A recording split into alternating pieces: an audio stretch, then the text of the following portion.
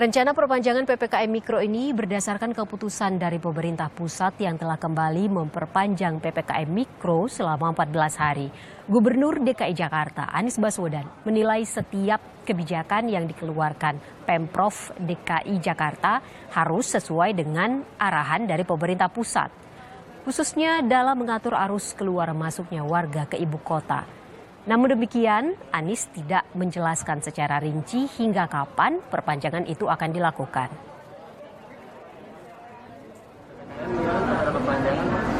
Sudah diumumkan dari pemerintah pusat bahwa akan ada perpanjangan dan kita akan jalankan itu. Sekaligus saya cerita sedikit soal vaksinasi. Di Jakarta saat ini sudah 1,8 juta orang yang mendapatkan vaksin. Kemudian lansia secara khusus yang menjadi prioritas itu sudah 53,8%. Pemerintah kembali memperpanjang pemberlakuan pembatasan kegiatan masyarakat skala mikro selama 14 hari, yakni dari 6 April hingga 19 April 2021. Selain itu, dalam PPKM Mikro jilid kelima ini, terdapat perluasan wilayah PPKM. Pemerintah menambahkan 5 provinsi untuk menerapkan PPKM Mikro. Kelima wilayah itu adalah Kalimantan Utara, Aceh, Sumatera Selatan, Riau, dan Papua. Dengan adanya penambahan 5 provinsi, kini total ada 20 provinsi yang menerapkan kebijakan PPKM Mikro ini. Pemerintah memperbesar wilayah provinsi yang ikut PPKM, yaitu dengan data yang ada, baik itu terkait dengan kasus sembuh, meninggal, aktif, kemudian total kumulatif kasus, maka pemerintah menambahkan 5 daerah lagi, yaitu Kalimantan Utara, Aceh, Sumatera Selatan, Riau, dan Papua.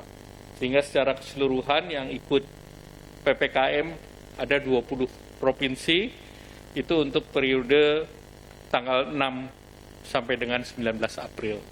Dan pemerintah menambahkan dan memperpanjang PPKM tahap berikutnya atau tahap kelima untuk 2 minggu ke depan. Dalam PPKM Mikro kali ini, kriteria zonasi atau tingkat penularan COVID-19 di tingkat RT/RW. RT atau RW dikategorikan zona merah COVID-19 jika di wilayahnya terdapat lebih dari 5 rumah yang warganya terpapar COVID-19. Kemudian zona oranye jika di lingkungan RT atau RW terdapat 3-5 rumah yang positif COVID-19. Sementara jika dalam satu RT atau RW ada 1 hingga 2 rumah dengan kasus positif COVID-19, maka ditetapkan sebagai zona kuning.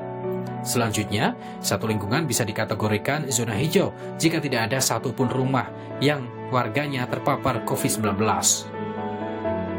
Kriteria ini diperbaiki karena kita ingin melihat bahwa yang terkait dengan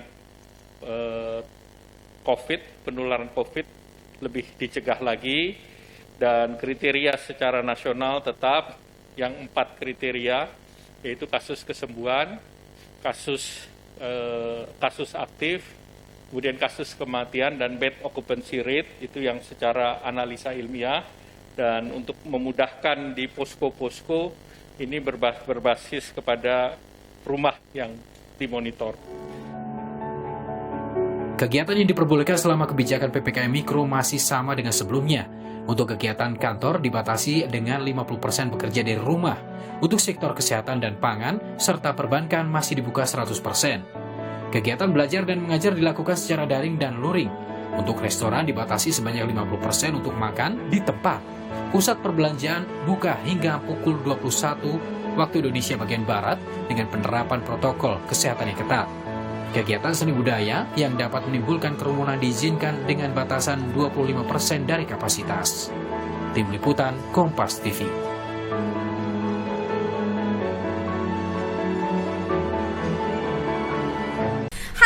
Halo, saya Audrey Chandra, presenter di Sapa Indonesia Siang. Perbaharui yuk informasi yang paling baru, independen dan juga terpercaya hanya di YouTube Kompas TV. Jangan lupa untuk subscribe, like, komen, dan juga share ya. Nah terakhir itu tuh dinyalain loncengnya ya untuk dapetin notifikasi berita-berita terbaru.